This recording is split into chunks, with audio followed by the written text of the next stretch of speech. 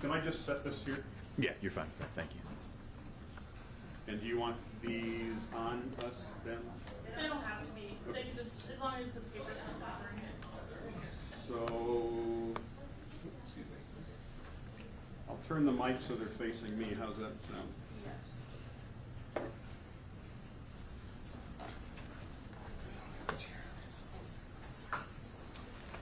Test 1 2, test 1 2, test test test. You guys good? Okay.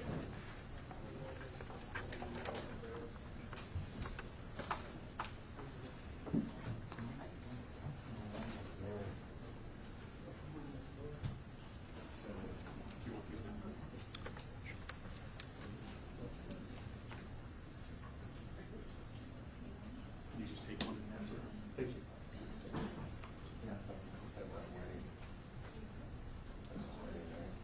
Okay.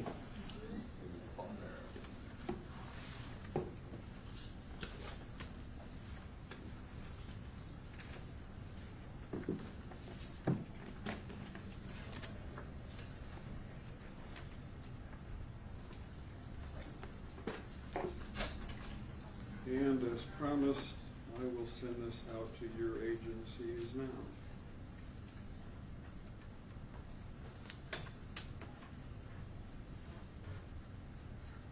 At least I wanted to.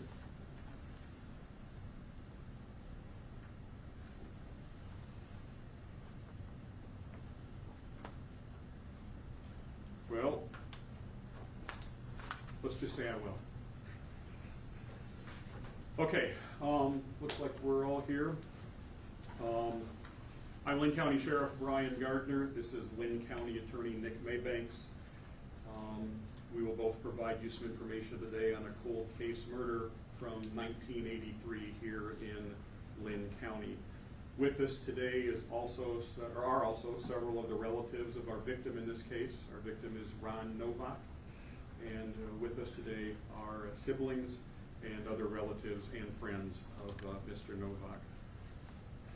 On today's date, Linn County deputies, assisted by deputies from the Multnomah County, Oregon Sheriff's Office and agents from the Cedar Rapids Resident Agency of the FBI, arrested Michael S. Shappert, age 64, of Fairview, Oregon, for the December 23rd, 1983 cold case murder of Ronald Lee Novak. On December 24th of 1983, a friend of Mr. Novak, age 24, he found him deceased in an unheated room in his home at 5044 Rolling Acres Road, which at the time was just referred to as Rural Route Walker, after what appeared to be an apparent robbery and or burglary. He was found with his hands bound behind his back. He was beaten about his head and face, and he was shot once in the chest. At the time, the medical examiner ruled that Mr. Novak died from complications of those injuries, shock, and hypothermia. Shappert was recently identified as a suspect in this case through blood and touch trace DNA evidence that was located on both Novak's clothing and a hammer believed to have been used in the attack. They were seized during the initial investigation back in 1983. DNA Labs International was able to provide investigators with DNA testing, and Parabon Nanolabs was able to provide investigators with genetic genealogy information, which assisted in Shappert's identification as a suspect in Novak's murder. The investigation has revealed that Shappert and others likely went to Novak's home with the intent to rob him of money and marijuana. While it is believed that the public is not at risk, this case remains open, and we encourage anyone with information relative to this information to contact the Linn County Sheriff's Office. After consultation with the Linn County Attorney's Office, Shappert is being charged with murder in the first degree premeditation, a Class A felony in the state of Iowa.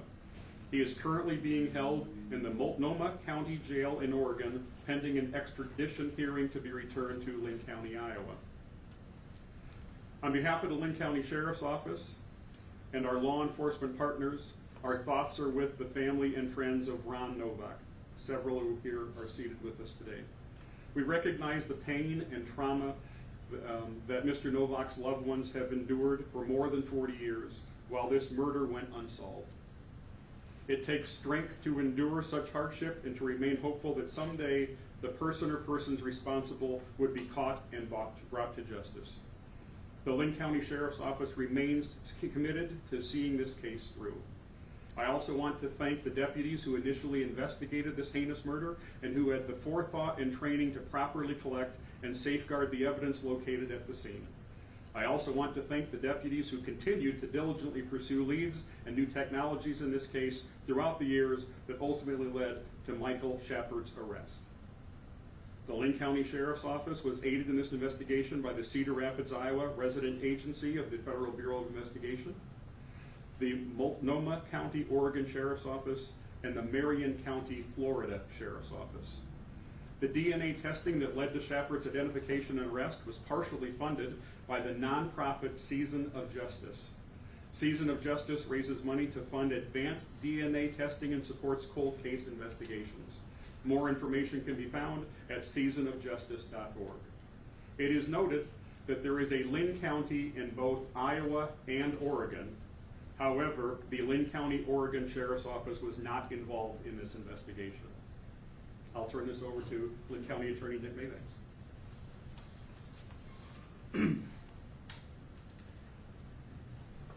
Today, in the late morning hours, our office filed a criminal complaint charging Mr. Shepard with the offense of murder in the first degree, premeditation, charging him with the willful, deliberate, and premeditated murder of Mr. Novak back in 1983.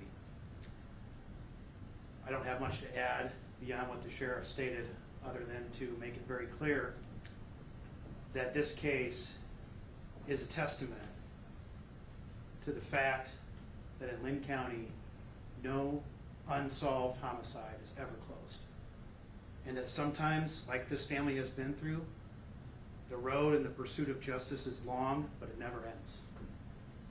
And we're happy to report that we took a big step on that road today towards justice for this family and for Mr. Novak. For that, we'll entertain any questions that you all might have. Do we know any relationship between Mr. Shepard and Mr. Novak? In the coming days, depending on what happens with Mr. Shepard's extradition proceedings, there'll be a criminal complaint that will have a bit more detail than what we shared today. But all indications do appear that whatever interaction that they have with each other, that they weren't very familiar with each other. As we stated before, this appeared to be a robbery or burglary type of situation. In earlier reporting, there's been seen that there might have been more than one person involved in this. Are we still looking for another person at this point, or where does that stand? This investigation continues to be an active investigation. What we are hoping is by naming a suspect, Michael Shepard, it may cause other people to now come forward that maybe weren't willing to do so previously, or maybe this has jogged their memory some 41 years later. And so, yes, we are hoping that the public will reach back out to us and provide us more information. We do believe that at least one more suspect was involved in this, who we're currently unable to identify. Mitch? I know there was a new DNA profile, I think it was 2013, that was identified, I believe, off a piece of Ron's clothing. Did that, 12 years later, connect to this arrest? So we do know that DNA taken from his clothing and DNA taken from a hammer left at the scene did lead to the charges against Mr. Shepard. Could you speak to Marion County, Florida's involvement in this investigation? They assisted us with some DNA, capturing some DNA evidence. It ended up being exclusionary, but they were able to provide us with some assistance. Yes? Did Shepard live in Linn County for a period of time in the 1980s? I believe so. Yes, I'm looking in the direction of some of our investigators. Yes, I believe that he did live in the area at some point in time before moving to Oregon. And no other, or does he have any other criminal background?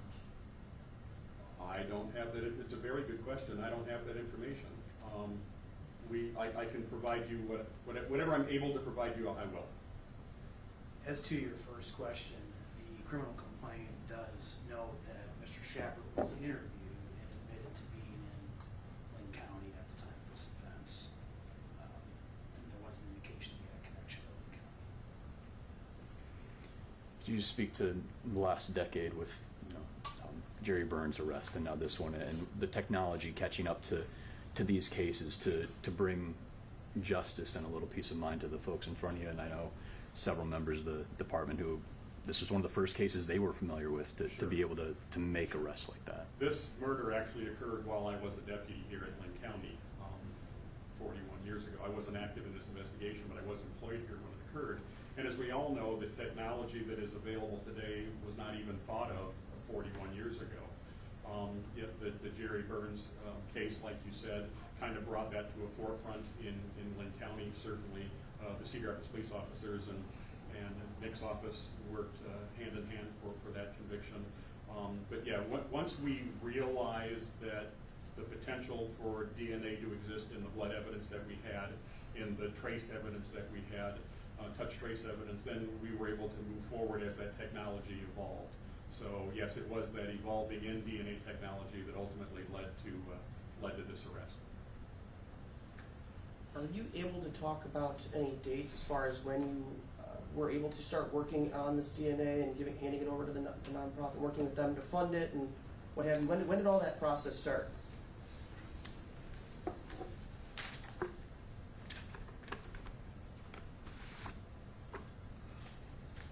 We have a timeline in this case that brought up the Michelle Martinko case, and she had her Justice Day quote, "This is about Ron today," but there is a lot of similarities as far as the timeline. Genetic genealogy was employed in an attempt to identify a suspect who we had at least a partial male DNA profile of on an article of clothing, like in that case. As the case progressed, as will become evident in the criminal complaint, several other items were submitted as well.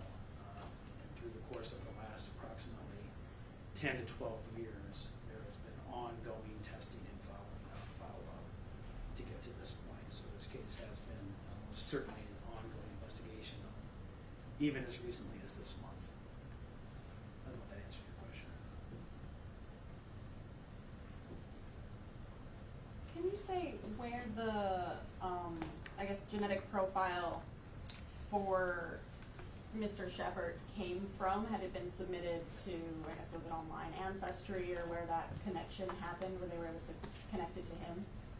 Do you want to speak to that, or you want I can. I've indicated and kind of talked to it a little bit with genetic genealogy, but and the criminal complaint does talk about that a little bit more, which will become available eventually here. But the genetic genealogy, the way that works is you narrow down through ancestral research DNA that's available online to a certain category or a certain number of people. In the Michelle Martinko case, it was 3 brothers, and incidentally in this case it was also 3 brothers, so it's narrowed down to. And so through the use and collection of covert DNA, then you're able to eliminate some of the other possible suspects and end up with our suspect in the case. And of course, there's follow-up investigations after that.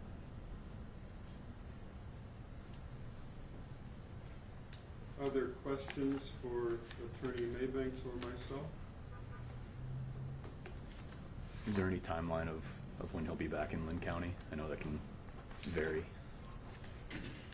So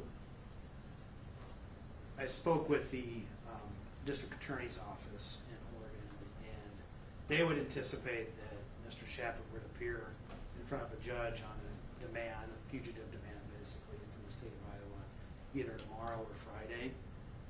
As what occurs in Iowa, you'd have an opportunity to either waive extradition or demand to be extradited, and that decision will impact the timeline for his arrival in Iowa. So hopefully we should know that within the next couple of days.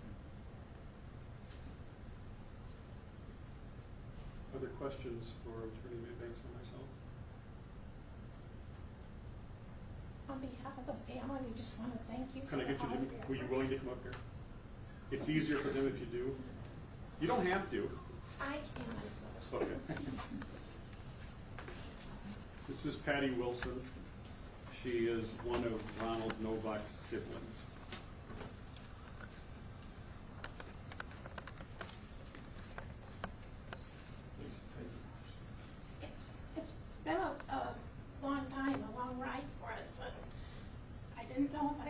see this day come.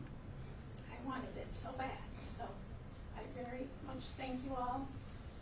We look forward to the trial. Maybe we'll finally understand what happened.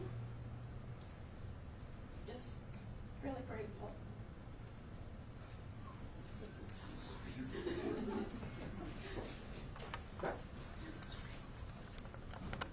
Other questions? I was unable to do what I thought I was going to do and email this back to your, I'll do that the second I head back upstairs. For some reason, my phone won't let me do that, but they'll be provided with the same information that you folks have. Can I ask a question? Yes? Do we know, was this guy, did he grow up here? Did he go to school here? Or was he just here for a short time, transient? So I think that Attorney Maybanks kind of touched on that. I can tell you that he went to high school here. Okay. I don't know how long he had lived here prior to that. I don't know if he stayed through his entire career, schooling in high school, but at least at some point in high school, he did live in the Cedar Rapids area. Do you Other than know that, which I high school? don't know the answer. Do you know which high school? Kennedy. At least one of the high schools. He may have attended more, but I know he at least attended Kennedy. Other questions from the media or the family? All right. Any conclusion? Stay tuned for the next court proceedings. Thank you all for being here. Appreciate it.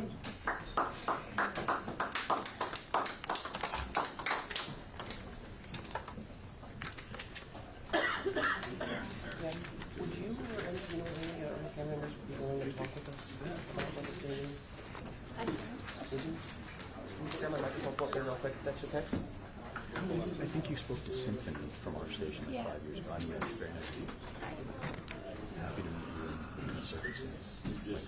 Thanks. Yes. Very sweet of you to say. Okay.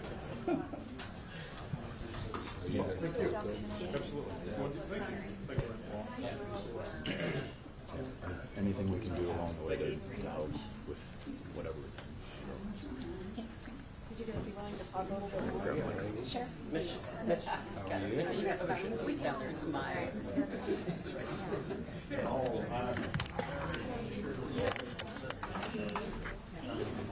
Did you get copies?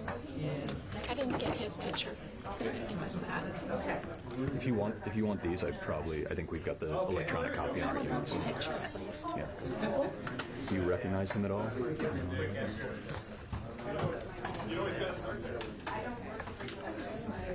This is already on, is it on both of them?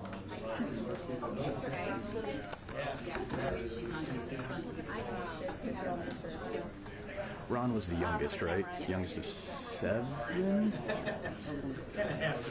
Are the 6 of you still here? Or? There's only 3 of us. Would you mind, are you both gonna talk? Or are you Teddy? Okay. You're gonna stick this, I think you should put it on top, if that's okay.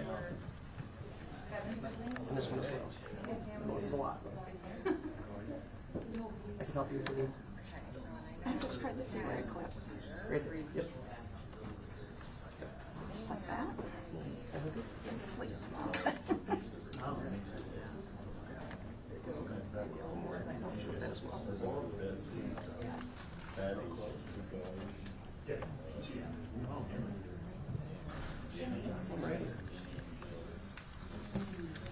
Patty, can I first of all just talk about what's going through your head right now? It just kind of feels unreal after all this time. You start to give up hope that maybe there'll be an answer, but we've kind of been expecting this for a while. We have had some contact with the sheriff's office and been aware that there was some hope. And we're just so grateful that it's finally seen today. I'm sure there's people out there that know even more. My brother was a little elusive with us, so we didn't really hang out together per se. We don't know who his friends were. We don't know who he hung with. So we have to rely on those people that know what they know to please come forward and let's put it to rest. Let's just let it go finally. hope is one thing, but to get a call today or whenever it was that he's in jail, Yeah. he's on his way here Yeah. eventually, what's that mean? It's just still surreal. The phone rang this morning. I had no idea who was calling and what about, and I thought maybe when they started talking they were going to give me maybe a little bit more update. I didn't expect this. So the call was this morning then? Yeah. And what other family members are here? And there seems to be a lot of people here for you guys. There's 3 of us left out of the 7 of us. So my brother Bob was here and my sister Mary was here. My children who have been so affected by this their whole life, my niece, Marlene Florang, has been a driving force behind a Facebook group trying to get more information. And I felt it was only fair to let her know so she could be here today too. So You guys have been pushing for this type of technology for the last several years. yeah, Are you surprised that this is how they found it, or what can you talk about? I think it's the only way. I just feel like from what we've always heard, it's the only way other than somebody confessing. The technology, the evidence, everything, it just is so different today than it would have been then. What has been the feeling over the past several years of you, as you've watched some of these other cases get solved, Michelle Martinko and some of those other ones that have happened here recently, kind of as you're hoping to have that for your own brother? For a while, it was very disappointing because it felt like nothing was being done, and it's only been about a year and a half since we found out they had the DNA that they were working on. So it's been a long time waiting for something to come of that. But I appreciate them being thorough and being sure that whoever they prosecute is going to be the one and that he pays his price. I mean, he got to live his life. My brother didn't. You said you don't recognize him. Do you recognize the name, anything like that? Not at all. I'm sure you'll have an opportunity to speak to him at some point throughout the trial process, but is there anything that you would want him to know now if he's able to see any of this? Just him and anyone else that thinks of doing these kinds of things, you have no clue how it affects a family from, 8-year-old on down and all the way back up. My kids, my nieces, my nephews, our grandkids, everybody's been kind of shaped by this in some way. 41 years ago, do you remember where you were that Christmas Eve when you guys... Absolutely. What was going on? We were having Christmas Eve celebration with my husband's family at our house. My brother Bob came over and came in the door, and I instantly knew something was wrong. I just knew. And he came to tell our mom at that time. And he still has a hard time coming to the house. How important is it that your family still sees justice to the other individuals that they believe were also involved in this? This isn't over. It isn't, and just I hope everybody that was involved pays their price. Can you talk a little bit about who your brother was as a person? I know you said he was kind of private with you guys, but what was it like growing up with him, and any memories, I guess, that stick out to you? When we were kids, we had a lot of fun. We lived down around Hay School. We'd romp around there, Jones Park, swimming pool. That's how a lot of people knew us. As we got older, we kind of went our own ways and had our own lives. And so he lived out there in the country. He had his 3 dogs. They were his children, and we have a love for golden retrievers still because that's what he had. Out of the 7, where did he fall? He was the last. The youngest.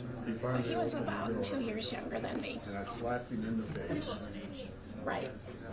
You get your shit back, and you get out of here. Thank you so much Thank for you, doing Patty. this. Thank you. No Can I have those back from you? Oh gosh, yeah.